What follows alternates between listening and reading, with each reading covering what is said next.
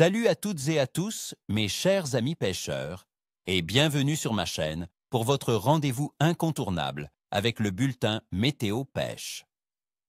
Aujourd'hui, on va décortiquer ensemble les conditions du 28 octobre 2025 ici, dans notre magnifique région du Québec. Oubliez tout ce que vous pensiez savoir sur la pêche d'automne, car cette journée s'annonce tout simplement spectaculaire pour les carnassiers. Préparez-vous à des surprises et à des combats mémorables, car je vais vous révéler pourquoi ce mardi sera marqué d'une pierre blanche dans vos carnets de pêche. Commençons par le roi des profondeurs, le doré jaune. Avec la température de l'eau qui continue de chuter, nos amis les dorés sont en mode festin avant l'hiver.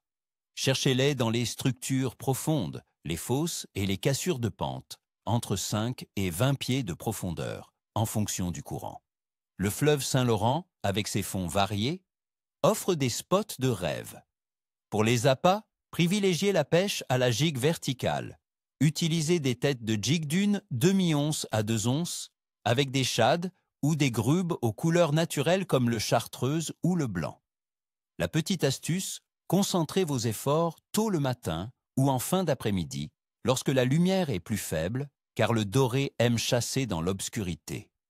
Ensuite, le requin d'eau douce, le grand brochet. Ce prédateur redoutable sera également très actif.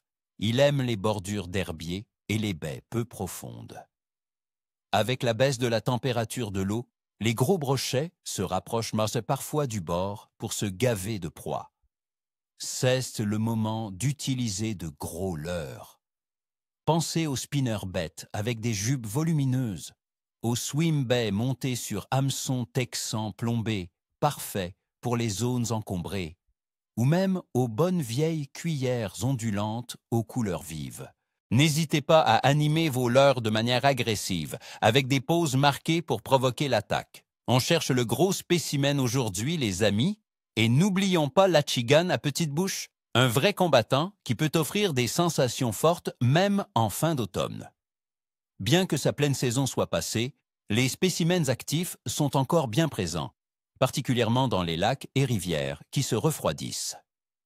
Cherchez-le près des roches, des souches immergées et des structures qui offrent des abris et des zones d'embuscade. Les gigues avec des écrevisses en plastique ou des petits poissons nageurs qui imitent les proies locales seront très efficaces. Le secret avec l'Achigan ? Ne pas avoir peur d'expérimenter et de changer de leurre régulièrement jusqu'à trouver ce qui les met en appétit. Maintenant, passons à l'analyse des conditions, le pourquoi derrière tout ça. Pour ce 28 octobre 2025, la météo à Montréal, et plus largement au Québec, s'annonce plutôt clémente. On attend des températures diurnes oscillant entre 3 et 10, voire 11 degrés Celsius, et des minimales autour de 2 degrés la nuit. Le ciel sera ensoleillé ou clair avec quelques passages nuageux et surtout, pas de précipitations significatives à l'horizon, avec une faible chance de pluie de 15%. L'humidité tournera autour de 77-78%.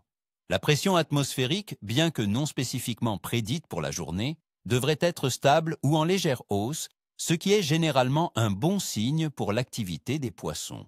Un temps calme et ensoleillé après des journées plus nuageuses, ça peut stimuler l'appétit de nos amis à nageoires. La température de l'eau est cruciale, mes amis. Pour le 28 octobre, elle devrait avoisiner les 8 degrés Celsius dans les grands plans d'eau du Québec. Cette fraîcheur est un facteur déterminant. Non, à cette période, les poissons sentent l'arrivée de l'IV et entrent en mode prélèvement, stockant des réserves pour la saison froide. Cela signifie une activité alimentaire intense et une moindre sélectivité. Ils sont plus faciles à débusquer et à faire mordre, surtout les carnassiers. L'eau plus froide concentre aussi les proies et les prédateurs, ce qui augmente nos chances de belles prises. Quant à notre satellite, la Lune sera en phase de premier quartier le 28 octobre 2025.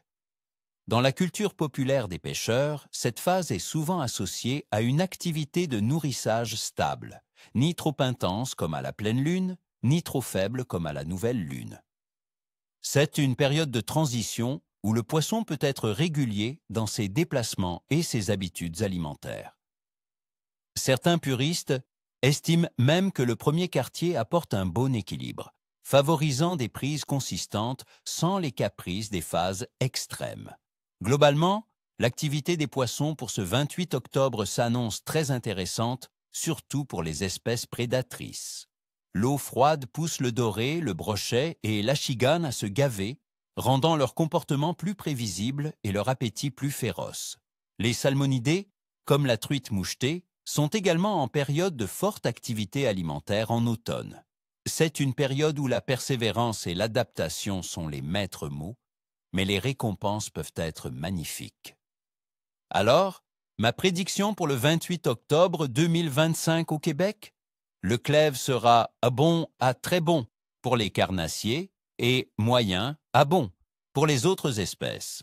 La combinaison d'une météo stable et ensoleillée, d'une température d'eau en baisse, stimulant l'appétit des poissons pour l'IV, et d'une phase lunaire de premier quartier propice à une activité stable, crée des conditions presque idéales. C'est une journée où il faut être au bord de l'eau, les amis, car le potentiel de belles prises est énorme. Voilà, mes amis, vous avez toutes les cartes en main pour faire de ce 28 octobre 2025 une journée mémorable sur l'eau. Préparez votre équipement, adaptez vos techniques et surtout, profitez de ces moments magiques que seule la pêche peut nous offrir. Je vous souhaite à toutes et à tous ni queue ni tête, comme on dit chez nous au Québec.